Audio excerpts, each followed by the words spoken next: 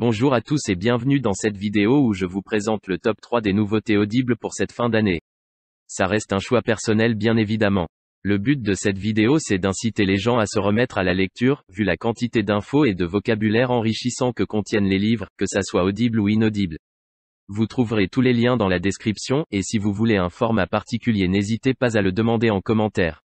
N'oubliez pas de mettre un petit j'aime, ça fait toujours plaisir, et abonnez-vous, c'est gratuit. Je vous laisse avec la vidéo, bon visionnage à tous.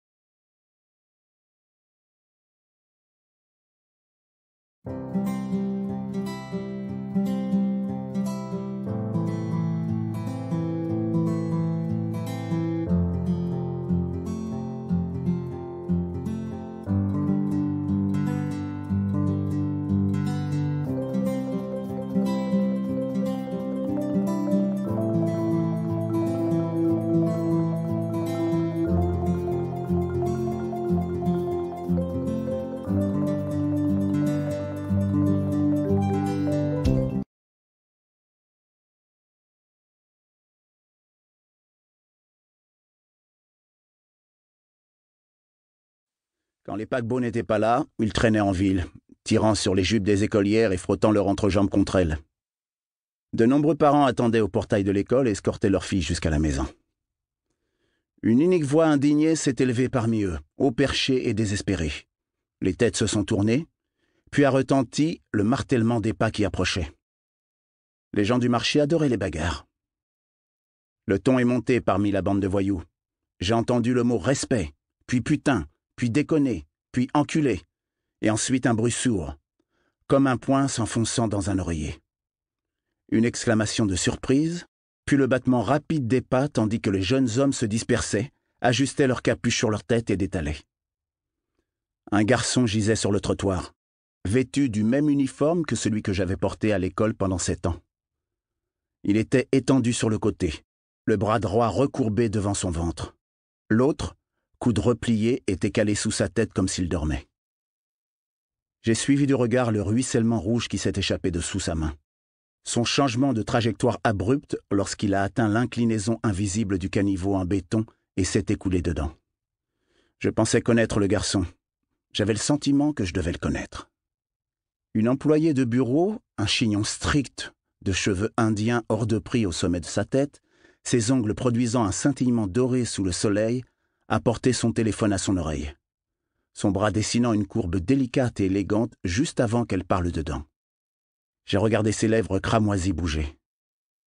J'ai traversé la rue, je me suis agenouillé et ai touché le front du garçon. Je me suis relevé, ignorant la mine stupéfaite des visages qui étaient tous braqués sur moi. Il m'examinait, je le savais, observant mon expression, attendant peut-être le hurlement qui confirmerait que ce garçon mort était de ma famille. Je n'ai pas crié. Je me suis simplement tenu au-dessus de lui. Lorsque les flics sont arrivés, ils se sont rués sur moi. Le plus grand m'a violemment plaqué contre le mur, enfoncé un genou dans le ventre et appuyé son coude contre ma gorge. J'ai suffoqué, tout en soutenant son regard. Ça ne lui a pas plu. Il m'a balancé sur le trottoir, s'est laissé tomber de tout son poids sur ma colonne vertébrale, puis a tiré mes mains dans mon dos et m'a menotté. Une petite voiture est arrivée. Elle s'est immobilisée au milieu de la route. Une apparition en est descendue. Une chevelure blanche, des yeux comme 2 charbons ardents, de fines lèvres fripées. Cheveux blancs a hurlé quelque chose. Les mots ont jailli de sa bouche comme du gravier sur une râpe en métal. Le poids s'est soulevé dans mon dos. On m'a hissé sur les pieds. Les menottes ont été ôtées. Des mains brusques m'ont poussé dans la petite voiture. Pendant ce temps, des personnes étaient là à protester contre mon arrestation. Rien que des femmes. Les hommes demeuraient silencieux.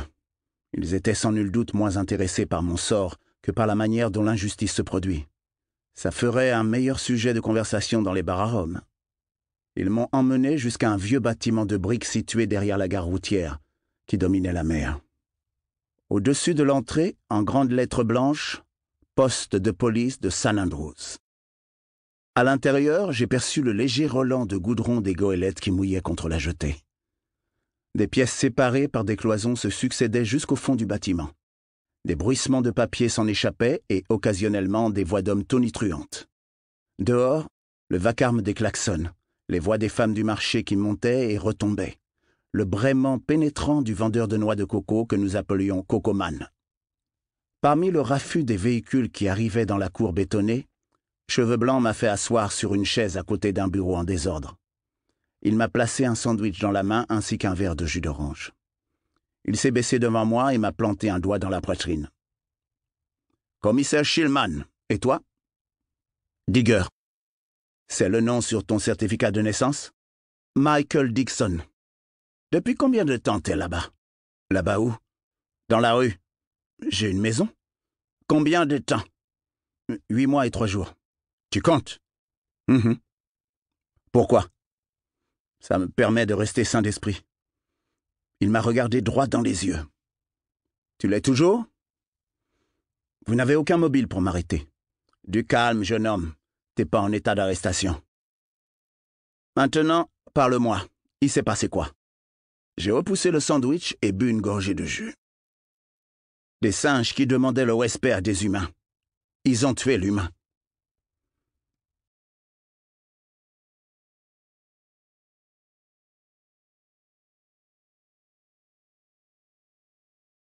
Pas les siennes.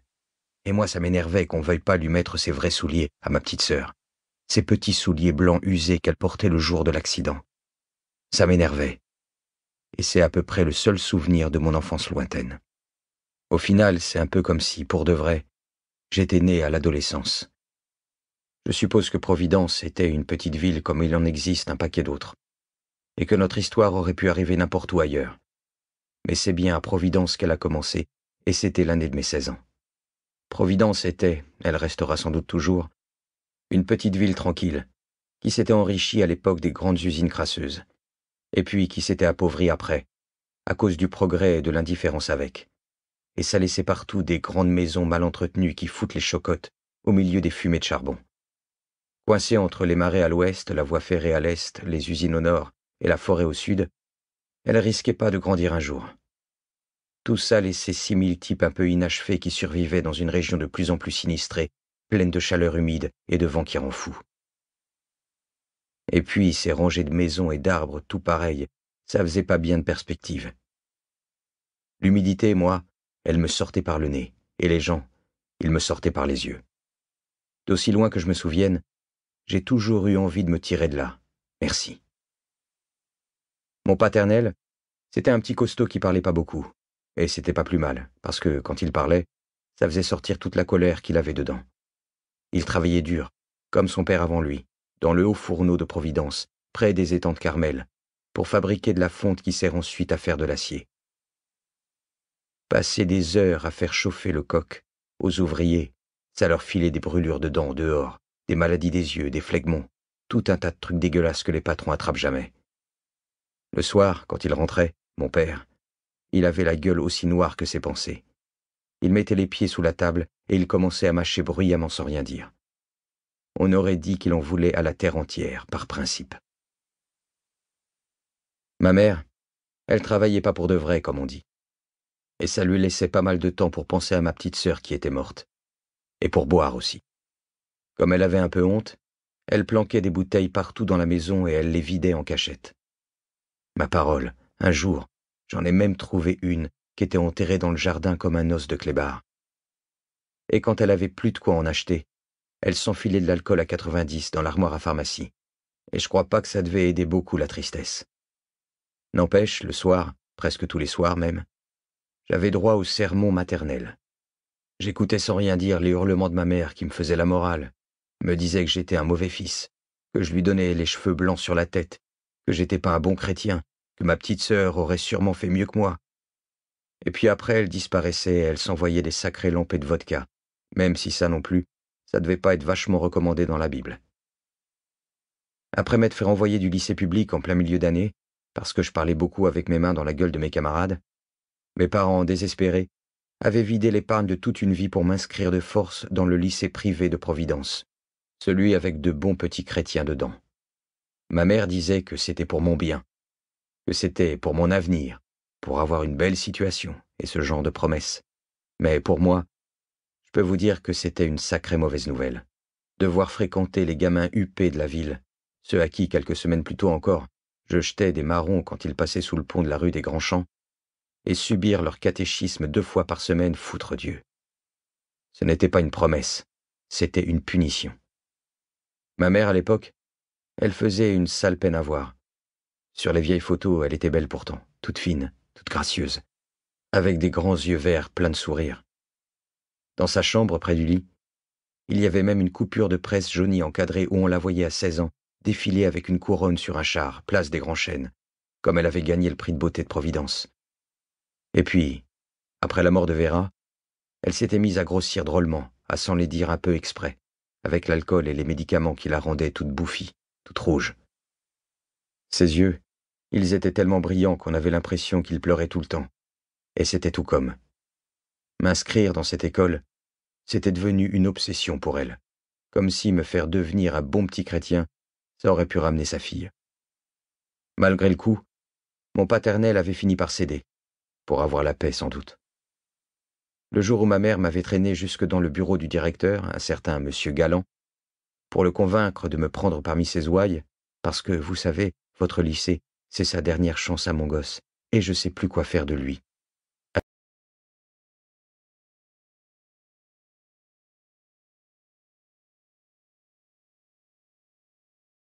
Lors du déjeuner qu'ils avaient chez le fermier général. Et alors l'adultère menaçait d'être mis au jour. Et avec lui, peut-être 1 ou 2 antécédents. La femme de chambre, aussi bon cœur, n'avait supporté le moindre jugement à l'encontre de sa maîtresse, et s'était empressée de braver les dangers de la nuit pour la prévenir d'une funeste humiliation. Après tout, pensait Fauchette, comment blâmer cette femme, issue d'une noblesse appauvrie, riche d'une syllabe seulement, et qui n'avait épousé un financier que pour assurer à sa descendance une rente salvatrice. C'était alors chose courante que de voir un riche bourgeois demander la main d'une fille de qualité. Souvent, la jeune épouse obligée se lamentait et s'ennuyait auprès du mari bedonnant, suppliait les portraits de ses ancêtres de fermer les yeux sur cette mésalliance et allait secrètement chercher du réconfort dans les bras plus virils d'un glorieux homme d'épée. Ainsi, il fallait voir notre zélée Fauchette remonter, tremblotante, la sombre rue d'Enfer, ses pas claquant sur le pavé, son visage enfoui sous une capuche de feutrine, et longer les murs du couvent des Chartreux en tenant le précieux bijou pressé contre sa poitrine pour le rapporter à madame. On trouvait en ce temps dans Paris à peine plus de 1000 réverbères à huile, qui éclairaient bien mieux que les anciennes lanternes à chandelles de suif, mais ne suffisaient pas à rendre la ville assez lumineuse aux heures où le soleil ne la frappait plus. Or, dans cette rue d'Enfer, les rares réverbères avaient été brisés quelques jours plus tôt par des malfrats, comme ceux-ci le faisaient souvent pour plonger la capitale dans les ténèbres, dont leurs méfaits nocturnes avaient besoin. Aussi Fauchette était-elle là, qui marchait, vive et inquiète, dans l'obscure clarté de la lune, quand soudain, sa course fut interrompue par l'apparition de 2 brigands, qui semblaient sortis de nulle part. Saisie de terreur, la jeune femme ne trouva point le souffle pour crier, et ne pensa qu'à une seule chose, protéger le collier de madame, qu'elle serra au creux de ses paumes. L'attrapant par l'épaule d'une main et lui bâillonnant la bouche de l'autre, l'un des 2 aigrefins l'obligea à reculer jusque dans une petite allée qui menait au jardin du palais du Luxembourg. Ce jardin, parsemé jadis de si belles plantations, était désormais en grande partie à l'abandon. La nature, plus rebelle que l'homme encore, y avait repris ses droits, et, en dehors de quelques amoureux qui venaient s'enlacer sur la promenade des Soupirs, on ne trouvait là que bandits et malandrins, de ce genre d'hommes auxquels, justement, appartenaient les 2 agresseurs de notre épeurée Fauchette. « Qu'est-ce que c'est que tu caches là entre tes mains, mon hirondelle ?» fit le premier, en essayant de lui faire ouvrir les doigts. Fauchette résista si fort et se démena si fougueusement qu'elle finit par tomber à la renverse au milieu des bosquets. Aussitôt, les 2 gredins hilars se jetèrent sur leur proie et la maintinrent au sol, alors que dans leurs yeux brillait une lueur qui ne laissait guère présager la moindre issue heureuse à cette aventure. Pendant que l'un lui agrippait les épaules, l'autre vint se poser à califourchon sur ses fines jambes, et comme Fauchette se débattait, il la gifla, sans se départir d'un libidineux sourire. La femme de chambre ferma les poings plus fort encore, et dans son esprit s'élabora une atroce résignation. Qu'on lui vole sa candeur s'il le fallait. Mais le collier de madame, elle ne le céderait pour rien au monde, dût-elle en mourir. « Allez, laisse-toi faire la soubrette, merde alors. Mais c'est qu'elle a une belle place d'armes, s'écria son tortionnaire, qui s'était mis à pétrir des deux mains la généreuse poitrine de Fauchette. « Parbleu, mais c'est bien vrai ça, la petite coureuse !» renchérit l'autre, en constatant la chose par lui-même. « Et sa mouniche, tu crois qu'elle est comment, sa mouniche? Mets-lui la main sous la robe pour voir un peu !»« Arrêtez, laissez-moi » supplia la jeune femme qui bataillait encore, incapable de repousser les assauts de la ville canaille.